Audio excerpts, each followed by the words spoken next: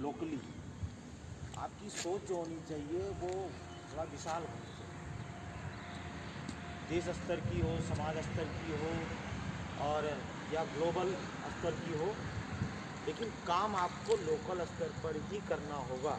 अगर कुछ करना है तो केवल सोचना है तो बात अलग होती है। कोई भी आप योजना बनाएंगे, कुछ भी करेंगे, जिन व्यक्तियों ने लोकल स्तर पर कार्य किया है वही जीवन में आगे बढ़ते हैं। तो हम लोग भी अपने छात्रों को भी प्रेरित करेंगे। संस्था का विकास, एक शब्द आता है कि हम अपनी संस्था का विकास कैसे करें। तो संस्था का जो मुख्य विकास है वो है कि छात्रों का विकास, और छात्रों का विकास करने के लिए हमें क्या क्या करना है ये हम ही को सोचना पड़ेगा। और एक टीचर होने के नाते हम सभी का दायित्व कुछ ज़्यादा बड़ा होता है। अगर हम एक क्लास के टीचर हैं, 75 बच्चे हैं, तो हमें उन 75 बच्चों की जो वास्तविक समस्याएं हैं हमारा उनसे अटैचमेंट होना चाहिए।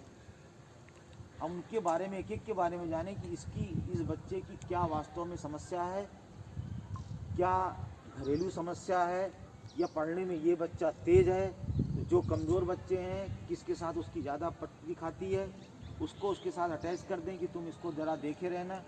वो 4-5 बच्चों को गाइड कर सकता है। डेवलपमेंट करने का मतलब ये सभी चीज़ें हैं जिसे कोई आपको बता नहीं सकता, ये करना आपको खुद ही। बहुत सी चीज़ें होती हैं, हम अपने परिवार में रहते हैं, जैसे वो छोटा परिवार होता है, ये एक बड़ा परिवार होता है, इससे बड़े भी जो नेता होते हैं, राजनेता होते हैं, उनका बहुत बड़ा परिवार होता है। तो जैसे जैसे हमारी सोच विकसित होती जाती है वैसे वैसे हम आगे भी बढ़ते जाते हैं। अगर हमारी सोच बहुत अगर छोटी रह गई तो हमारा भी विकास नहीं हो पाएगा। जो ह्यूमन रिसोर्स डेवलपमेंट जो पढ़ाया जाता है एमबीए में, अगर आप उसको डीप स्टडी करें तो आप देखेंगे उसमें कि इन्हीं सब चीज़ों के ऊपर प्रकाश डाला जाता है कि कैसे हम ह्यूमन रिसोर्स को मैनेज करें। कोई भी एक व्यक्ति दूसरे व्यक्ति की विचारधारा से कभी भी मैच नहीं करता और करना भी नहीं चाहिए। सबके अलग अलग विचार होते हैं, लेकिन सबका उद्देश्य अगर एक है कि हमें इस संस्था का विकास करना है तो सब एक दूसरे के सहयोग में आगे बढ़ने लगे। आपने एक चित्र देखा होगा, कई जगह बहुत ही ट्रेनिंग में कहीं पर भी देखा होगा कि अपने कर्तव्य निर्धारित किए हैं संविधान ने, उनके बारे में प्रकाश डाला। और बहुत अच्छी बात कही कि हम जहाँ पर भी हैं, जिस स्थिति में भी हैं, हमें उसी स्थिति में रह करके हम देश के विकास में अपना योगदान दे सकते हैं।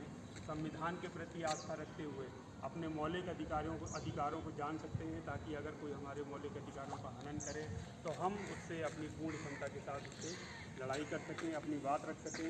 इसके साथ साथ हमें जो कर्तव्य निर्धारित किए हैं संविधान में हमारे, तो हम उन कर्तव्यों का भी ध्यान रखें और उनका पालन करें। एक छोटा सा उदाहरण मैं ज़रूर यहाँ देना चाहूँगा। संस्था परिवार जिस तरह से आदरणीय प्रधानाचार्य महोदय के कुशल मार्गदर्शन में प्रगति कर रही है, तो ये वाकई में इस तरीके के जो एग्जाम्पल्स हैं वो दूसरे पॉलिटेक्निक भी ज़रूर फॉलो करेंगे जब वो देखते होंगे संस्थाओं को विकास करते हुए। जैसे हम लोग जब टीचर हैं, प्राविधिक शिक्षा में हम लोग पढ़ाते हैं, तो जो हमारे जो बच्चे हैं, जो स्टूडेंट्स हैं, आज नहीं हैं, हर साल बच्चे आते थे, तो हम लोग ज़रूर ये मैसेज उनको देते हैं कि आप लोग भी जहाँ पर जिस स्थिति में आप स्टूडेंट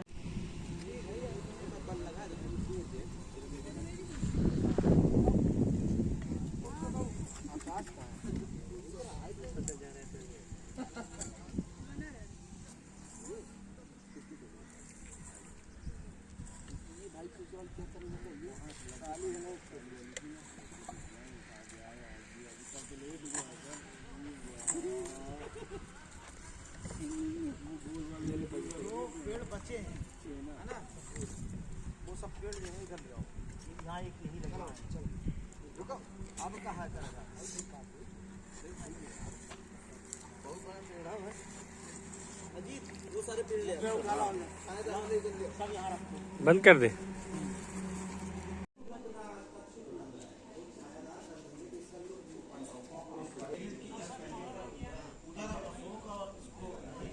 निकाल दिया तो गया। दो जो बचे हैं इसको, दो तो ये है ना, और इसके साथ एक ले गया है ना, जो 6 पेड़ ले गया है वो आगे लगाने के लिए 2 उधर। जो 6 पेड़ थे हमने बंटवारा कर दिया, 2 उधर चले गए।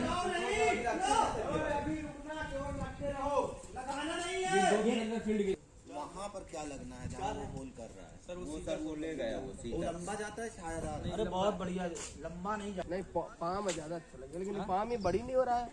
कौन? अरे वो धीरे धीरे। अरे इसे समय लगता है, मतलब पकड़